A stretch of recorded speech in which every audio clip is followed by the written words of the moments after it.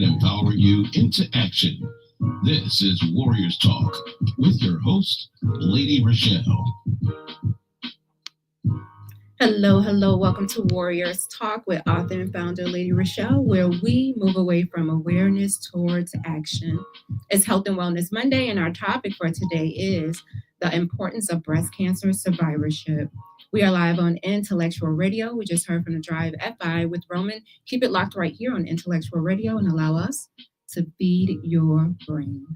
On the last episode of Warriors Talk, Rosal Gilmore and I discussed behaviors that destroy relationships. You can head over to YouTube and type in Intellectual Radio and stay connected for any episodes you may have missed. The quote of the day is, "Your present circumstances doesn't determine where you can go. They merely determine where you start." We are so grateful for our sponsor on today. We have Emmanuel Church of God in Christ with Pastor Michael Richardson, who has a special message for us.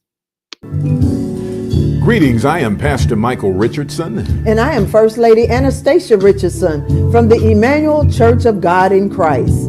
We're located at 3058 West Van Buren in Chicago, Illinois. We are building upon a solid foundation. And we're inviting you to join us every Sunday morning on Facebook Live at Emmanuel Kojic at 10:15 Central Standard Time. And you can also view our videos on our YouTube channel at Emmanuel Kojic-MR. Once again, this is Pastor Michael Richardson and First Lady Anastasia Richardson. And we're from the Emmanuel Church of God in Christ. We are building upon a solid foundation. If you are tuned in on any form of social media, like the show, share the show, and invite someone else in on the show that you feel may benefit from this valuable information. Happy Veterans Day to all the veterans out there. Thank you so much for serving our country, especially my son Joshua, who served 10 years in the U.S. Army. So take this time out to celebrate those who have served our country on today. Our topic, the importance of breast cancer survivorship. I want to start off with, what is a survivor? And a survivor is anyone who has been diagnosed with cancer. So at the time of diagnosis, all the way up until the end of your life, you are considered a survivor. So I don't care what stage of cancer that you are in. If you're diagnosed with cancer, then you are known as a survivor. Some people don't like that term. Some people like to say they're a thriver if they are still in treatment or they have metastatic breast cancer. Some people like to say warrior. Doesn't matter what you like to say. Survivor is what they label us as whenever you are diagnosed with cancer. So we're talking about survivorship today. What is survivorship? And survivorship starts after breast cancer treatment. So once you're done with breast cancer treatment, it includes long-term health and wellness and different areas as it relates to breast cancer. So a survivor is when you're newly diagnosed and you're going through treatment. Survivorship starts when you are done with treatment. And according to the American Cancer Society, they say that we have 4 million breast cancer survivors in the United States. That includes women and men who are in treatment and who have already completed treatment. And there are different areas of survivorship. So like you could be in a different phase of your survivorship. And the first one is acute survivor. And this one starts from the diagnosis up until the end of treatment. It's kind of like what a survivor is. So if you were diagnosed, they will say that you're in that acute stage if you were just newly diagnosed. And number 2 is extended survivorship. So extended survivorship is you are done with treatment and you may be freshly out of treatment. So maybe a year or so, they consider you a extended survivor. Number 3 phase of survivorship is permanent survivor. And these are individuals who have been cancer-free for a number of years. You're going to be known as a survivor for the rest of your life. And just remember that survivorship is an ongoing journey, so it's not one single event, and it looks different for everybody. And so the first important thing that we'll go over when it comes to survivorship and breast cancer is to make sure that you are continuing to monitor your health. I cannot stress how important this is. The importance is because after you complete treatment, um, the one thing that survivors do worry about is recurrence, or maybe secondary cancers that may happen. And so, if you are getting regular follow ups, the reason for it is so that they can hopefully catch a recurrence early or a secondary cancer early, because we already know that you can't prevent cancer. So, if we can catch it early, then that's the purpose of you making sure that you are monitoring your health on a regular basis, going to those regular screenings. Once you're done with treatment, they may have you come in every 3 months for maybe the next year or two, and then it goes to 6 months. And then as you get closer to that 5th year, then you may come in once a year after that. Then after that 5th year, they're going to release you back to your general doctor and tell you if you have any issues going on to just go to your general doctor first. And then if you need to see an oncologist, then they'll send you over to the oncologist. So at this point, once you're done with treatment, you basically going to be in charge of your monitoring your own health. Number 2 is physical recovery and rehabilitation. And this one is so important because of the amount of damage and toxicity that comes with treatment, especially if you had chemo and you had radiation. And as far as surgery, like trying to recover from that, trying to rebuild your immune system, and dealing with the side effects from the treatments, the fatigue, the pain, the lymphedema, and just the lingering side effects that comes with treatment, trying to gain your strength. Some people have mobility issues. Some people I've seen on canes. Some people I've seen in wheelchairs. Some people have to learn how to walk all over again, depending on how their body reacted to treatment. And so physical therapy is important, especially if you had lymph nodes removed from your arm. Then you have to try to gain mobility in that arm. So I would encourage you, because a lot of times they're not going to tell you, oh, you need to go to physical therapy because you had those lymph nodes removed. They didn't tell me. And talking to other survivors, they didn't tell them as well. So it's important to know that whenever you go through some type of surgery, there should be some type of physical therapy after that, something to help rehabilitate you to get you back to what we would call your normal. And we talk about all the time people having to deal with even their new normal, depending on, depending on how bad the treatment affected you, or what type of side effects or lingering side effects that you have to deal with after that. And then number 3 is your mental and emotional health. And I cannot stress how important this is when it comes to dealing with cancer diagnosis, or even when you're finished. A lot of cancer survivors deal with PTSD because it's traumatizing being told that you have cancer and then having to go through all of the different treatments. And this can be a traumatic situation for a lot of individuals. Anxiety, fear of recurrence, and just the impact that it has over your overall health and the quality of health. Some people's quality of health goes down. I mentioned people being on canes or in wheelchairs. I would encourage you to get into some support groups, get counseling, practice mindfulness, address your emotional health issues, and even connect with other survivors. One of the things that I did going through my cancer journey was to make sure that I connected with other survivors. Like I would search out individuals that was going through, that had already been through the cancer journey, and they was like years out. And I would talk to them and just pick their brain about what I was getting ready to go through and how the cancer treatment affected them, and what were their takeaways. And I gained a lot of knowledge from that. And also the American Cancer Society, they will link you with an individual who has the same similar diagnosis is close to yours and treatment is close to yours that you could talk to, and you can, find some sort of comfort in, okay, if they went through this and they recovered and this is what they're doing, then you look at your chances of maybe I can get through this too. So I think it's really important to reach out to individuals or reach out to organizations that would pair you with someone with the same diagnosis to help you eliminate some of the fear of the unknown as you're getting ready to go through your survivorship. And number 4 is the lifestyle adjustments that come with a cancer diagnosis. And once you're done with treatment, many things can change. Your eating habits change. Some things you may not be able to eat as a result of you going through the chemo. A lot of times, going through chemo messes up your teeth. A lot of people lose teeth, like it loosens your teeth.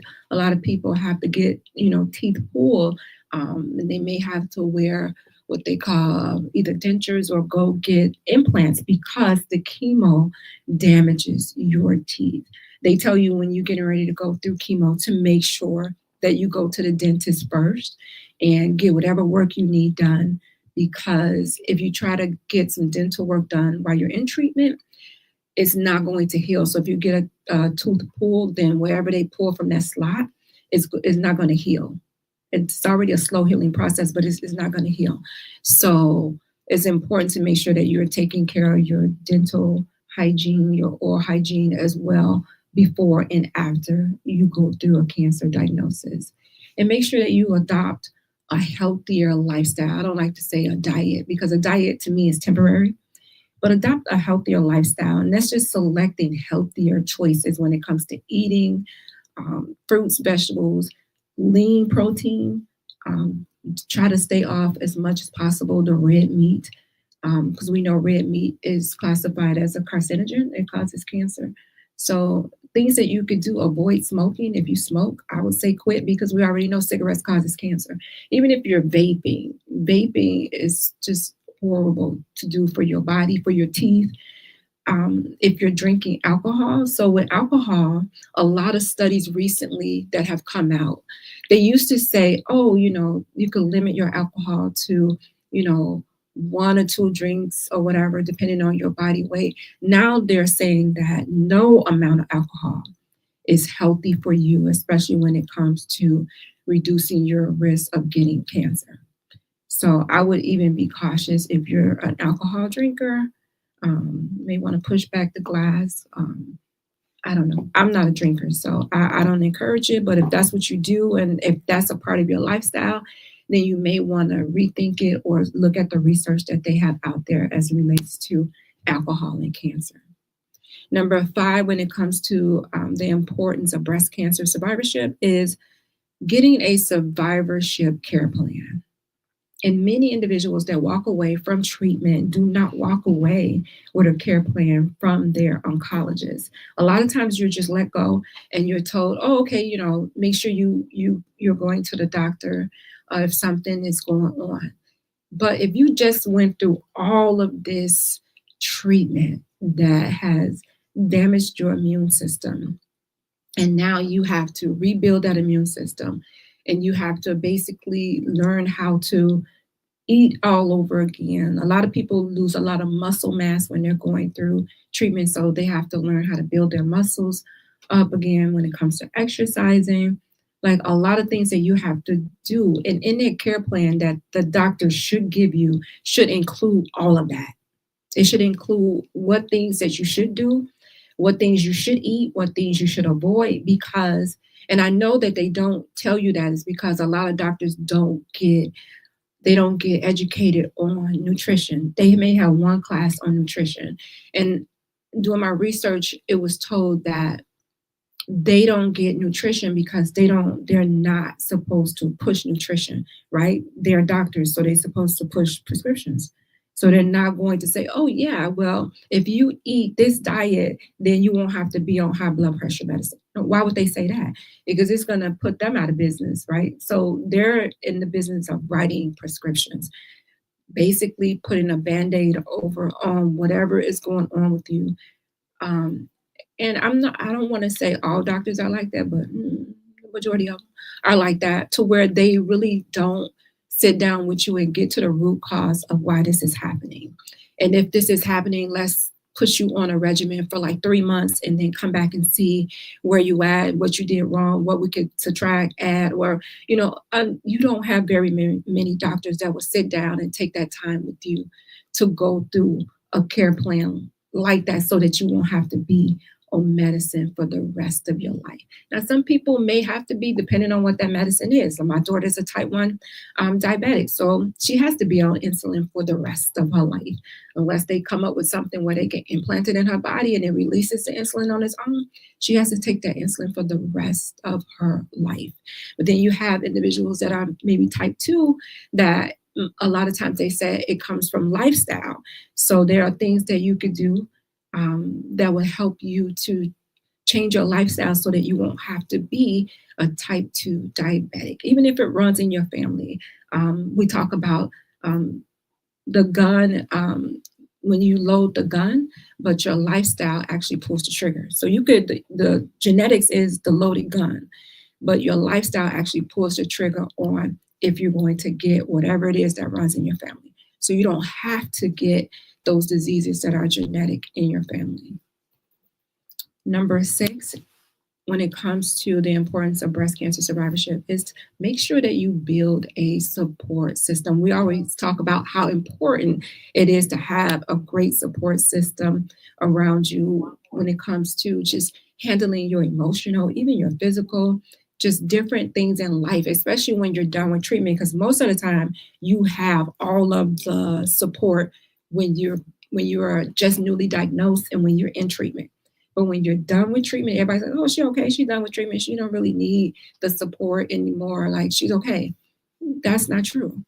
That's definitely not true. A lot of times you don't even be dealing with a lot of the things that are going on with cancer because you're in like tunnel vision trying to get through the treatment. And then once the treatment is over and the doctor says, okay, you're out on your own, you're released, you don't have to come to these doctor's appointments anymore.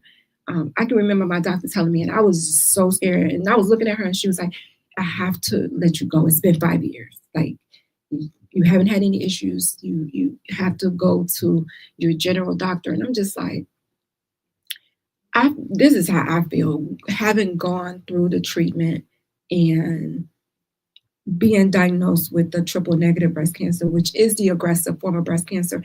And once you're done, they don't give you anything else. Like some breast cancer diagnosis, they may be put on tamoxifen. They may have different things that they can take, after they're done with treatment, to reduce their risk of the cancer coming back.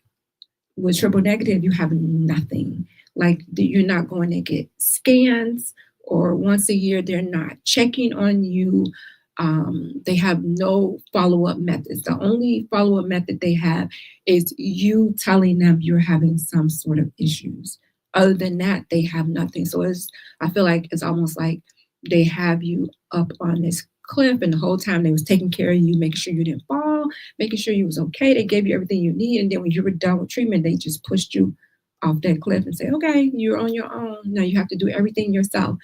And it's just like, that in itself is traumatizing. And that's where the support system will come in to help keep you balanced emotionally.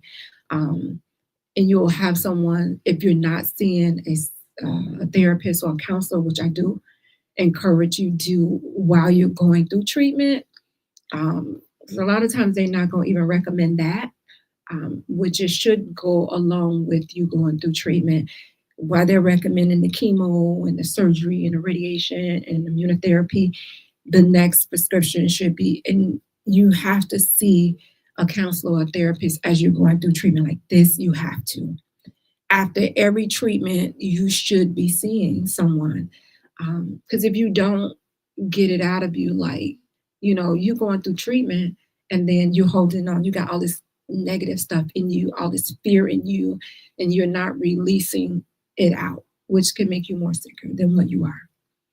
So that's where your support system come in, and and they could be very vital to your survival. So be selective with who you allow in that circle to pour into you, to speak up for you, to even correct you when you're wrong. Because sometimes people they'll get to the point where they're like, I don't want to do this no more. I don't want to do that. It's not working. And then you need somebody to kind of put you back on track and say, hey, no, we're here. I'm rooting for you. We got you. So be selective. Don't be afraid to distance yourself from people who drain you or just give you bad energy that you don't need while you're going through treatment. And you hear a lot of people say, oh, just be positive. Positive is going to get you through, your attitude. But positive does not save your life. But it does help you to cope and get through, what you have to get through. I'm going to say that. So if a person don't want to be positive for a day, okay, they don't have to be. They don't have to be positive all the time. They don't. If you want a day to mope and pity, okay, don't stay there. Don't stay there. Number 7, finding purpose and advocacy. I think this one is really important. And I don't want everybody to think that, because I went through a cancer diagnosis now, this is my purpose. And, because it may not be for some people. I know a lot of cancer survivors don't even want to talk about their cancer journey.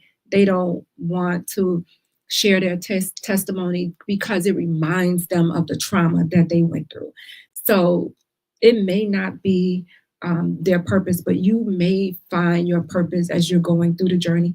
A lot of times you have a lot of downtime to where you have a lot of time to think about why you're here. You come face to face with your mortality, and it forces you to think about what you're doing, what you're not doing, the plans that you have, and now you have to rework everything because guess what? These plans may be cut short. So I don't know how much time I have. So it's going to force you to think about the things that are important to you. And some people find their purpose while they're going through their cancer journey. And it may not be advocacy. It may not have anything to deal with cancer. But if you found your purpose, like I have through my cancer journey, then great. You could do things to just pique your interest as it relates to cancer. You could go to health fairs. You could go to seminars. I just started going to different seminars and just even traveling out of town by myself because I wanted to get the information. I wanted to get around other cancer survivors. And I see all these other races going to these different events. And I'm like, hey, I could do the same thing. And so I just started, looking up information and applying for these scholarships and raising money so that I could get out there and get information and bring it back to my community, bring some of these resources back to the community so that individuals know that they're out there. There's so many resources out there that we may not even know about in our community because a lot of times we don't even like to talk about cancer, period. We don't like to talk about it. And survivorship is one of those things. It's one of those things that's really powerful because it allows you to reclaim your health and it allows you to live. It kind of forces you to live within your purpose. It forces you to look at your life and say, hey, what's going on? And it should enhance the quality of your life because it should get you to thinking differently and making different choices as it relates to your health.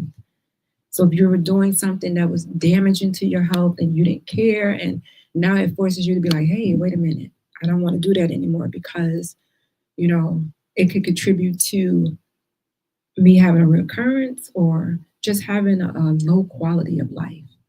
Number 8, address financial and employment concerns. A lot of times individuals are going through cancer journeys. And when you're done, a lot of times you may have taken time off work and they may have cut your hours, or you may just have lost your job altogether. Now you have to try to figure out financially what I'm going to do. Because financially, cancer is very taxing. It is very expensive.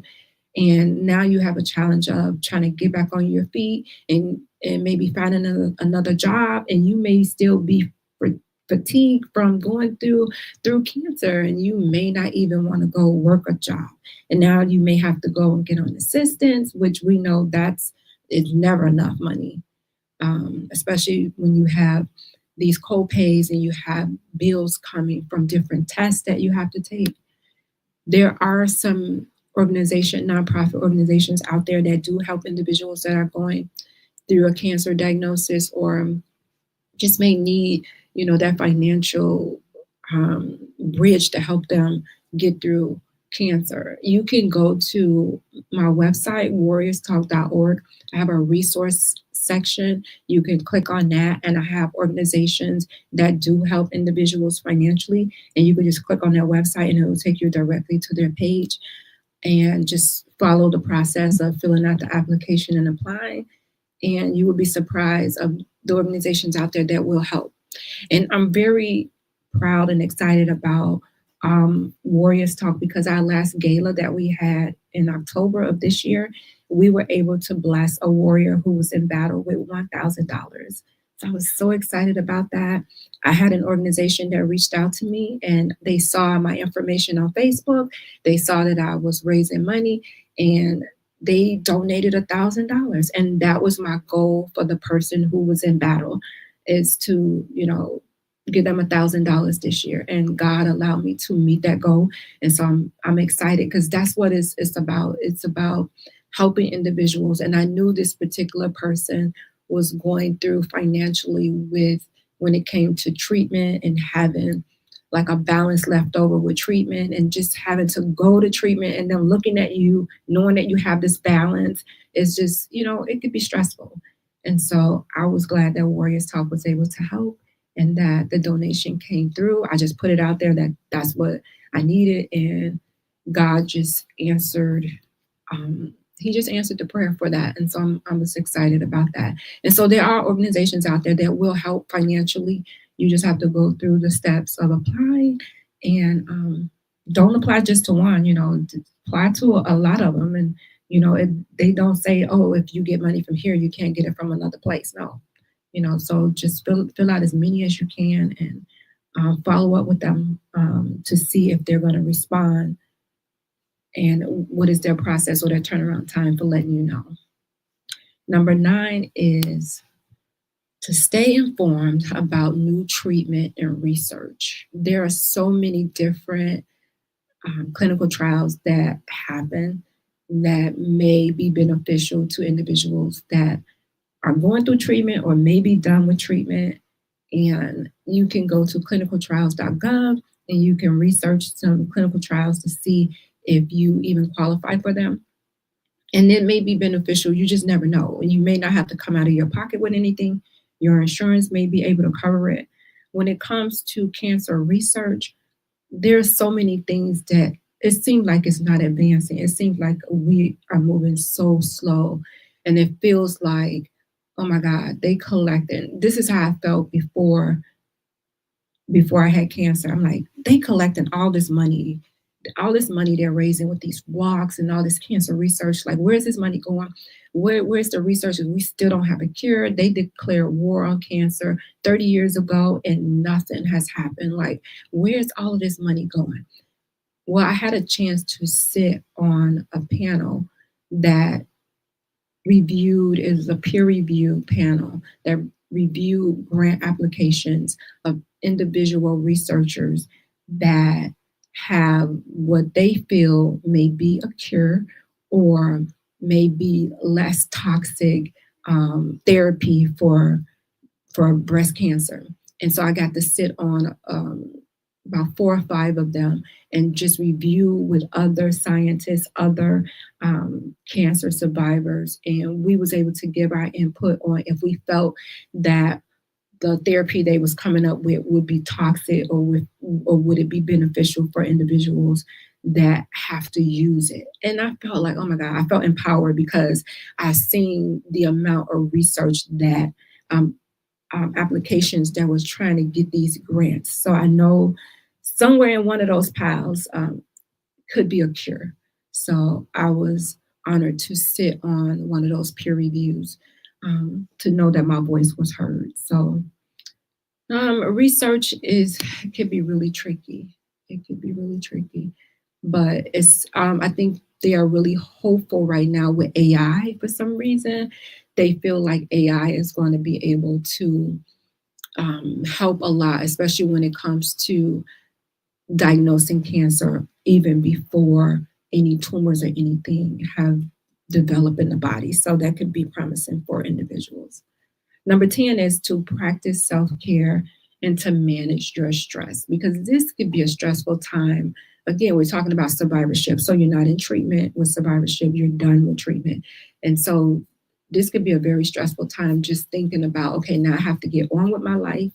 And, thinking about in the back of your mind, it may be recurrence. And every time you get an ache, an itch, something sore, anything happening, you thinking, oh my God, it's this monster coming back to haunt me. So it could be a very stressful situation, but I would encourage you not to allow it to consume you.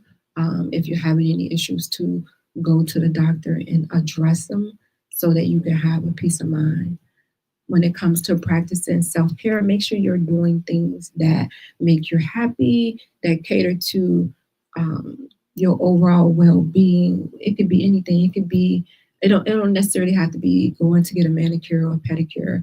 It could be taking a walk, taking yourself out to eat, taking yourself on a trip, going by yourself, like taking time just for you to kind of like collect yourself and pour back into yourself. Because we so busy, especially women, pouring into everybody else, and then when it comes to us, we're like, oh, was I supposed to do that for me? So make sure that you're doing something for you on a daily basis when it comes to self-care. Number 11, when it comes to the importance of breast cancer survivorship, is to plan a post-treatment exercise routine. And I can't express how important it is for when it comes to exercise. There's a study that said if you exercise, especially when you're done with cancer treatment, 59%, it'll help decrease a recurrence. 59%. And they said that was the highest of anything that they recommend that you do to decrease your chances of getting a recurrence is to exercise, right? And we know 30 minutes a day, 150 minutes a week. And the important thing was to also incorporate, weights, strengthening exercise in there to rebuild those muscles from what you may have lost when you were doing treatment. So I can't even stress how important exercise is. If it's 59%, it's going to decrease your chances of getting cancer, another cancer diagnosis. It's a no-brainer for me. And then number 12, and let me say I hate to exercise. I hate to exercise, but I do it because it's one thing that one risk factor that I can control that's one thing that I can do to take control in my hands, is to exercise and do everything that I can to decrease my chances of getting a recurrence. Number 12, when it comes to the importance of breast cancer survivorship, is to focus on nutrition and immune health. And I did talk a little bit about the type of foods that you should eat, things that you should start selecting now in your diet. So after my cancer diagnosis, not right away, I became a vegan, and I just decided that I wanted to try something different, and I wanted to, since I had to rebuild my immune system, and I wanted to make sure that I was putting the right things in my body to give it a chance to fight off any genes or anything, cells that may go rogue in my body. If I'm fueling my body daily with the right foods that I cater to killing cancer cells, then that I'm taking control of those risk factors that I can decrease. So, and again, it's not something that is going to be overnight when it comes to a lifestyle. This is something that you can incorporate into your life on a daily basis, stuff that you can eliminate, and stuff that you can um, incorporate. Even like with, I don't drink pop, like I don't do caffeine. My liquids are mainly water and tea. And that's what I normally drink. And I had to do the caffeine, I had to do it like cold turkey, or otherwise I probably wouldn't have done it. So just little things like that. And now I don't even think about it. If somebody offered me pop, it's like, no, I'll get the water instead. So just like little things like that that would help encourage you to just make healthier choices.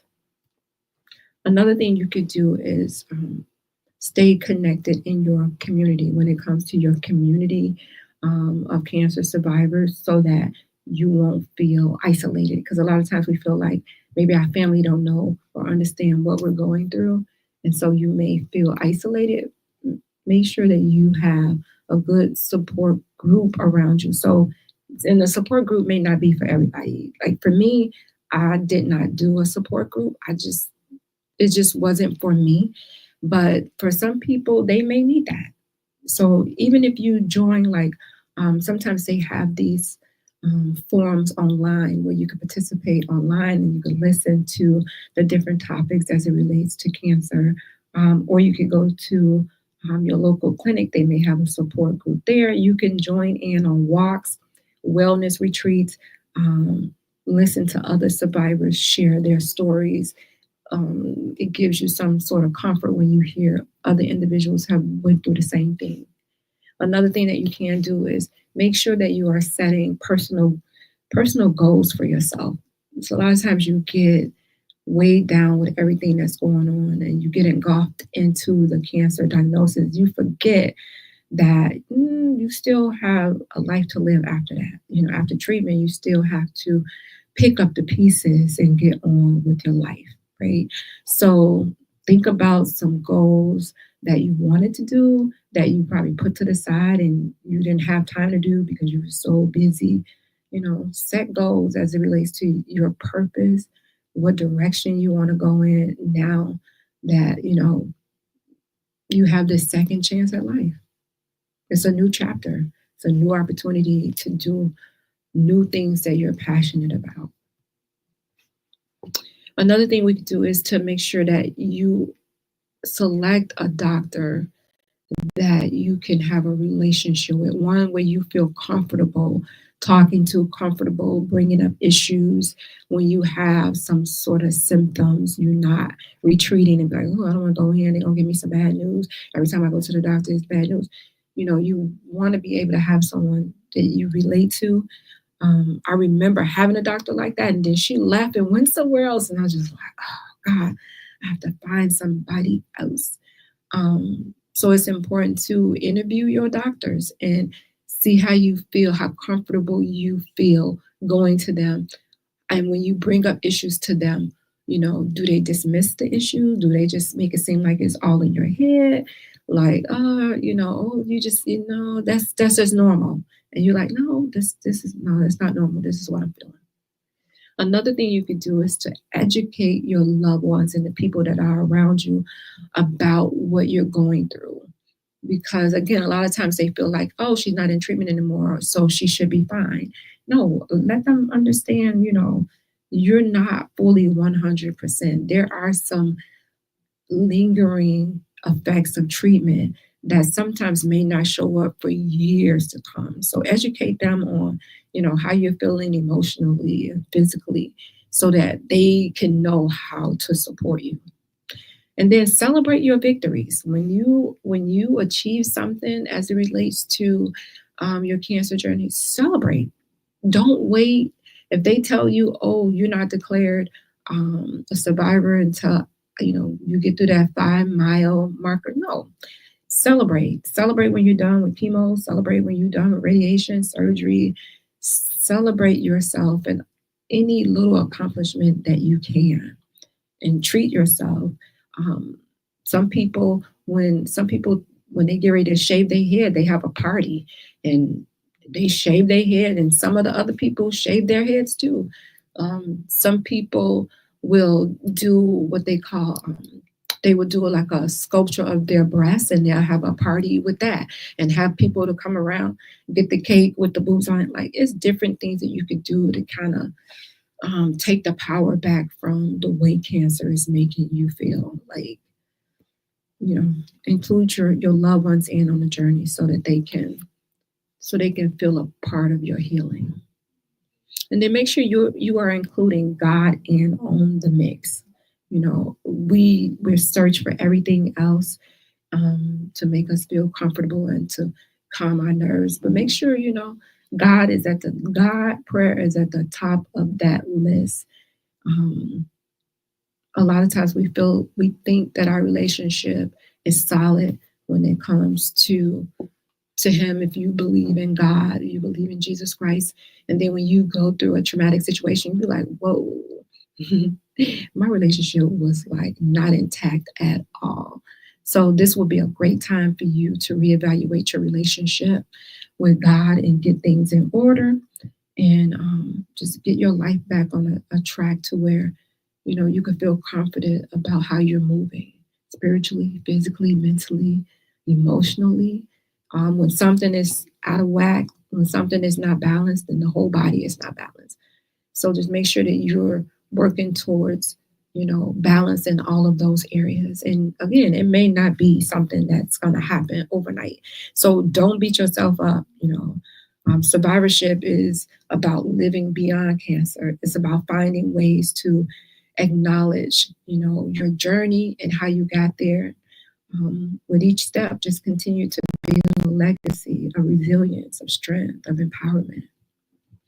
All right, you guys, that's all I have for you today. I hope that you were able to take away something from the importance of breast cancer survivorship. And I would encourage you not to go anywhere. Coming up next, right here on Intellectual Radio, is Pillow Talk with God. I will leave you with these words of wisdom. One day at a time, one step at a time, you can do your best and let God handle the rest. Join me next Monday right here at 6 p.m. on Intellectual Radio. My special guest next week is Dr. Michelle Meeks. As always, thank you for tuning in to Warriors Talk with author and founder Lady ReShell, where we are changing lives one warrior at a time. Thank you for listening to this week's edition of Warriors Talk with Lady ReShell. To find out more about Warriors Talk, follow at Warriors Talk, the number 1, on all social media outlets, and Warriors Talk with Lady ReShell on YouTube. Please join us next week and every Monday evening at 6 p.m. Central Standard Time on intellectualradio.com for Warriors Talk with Lady ReShell, where we encourage, educate, and empower you into action.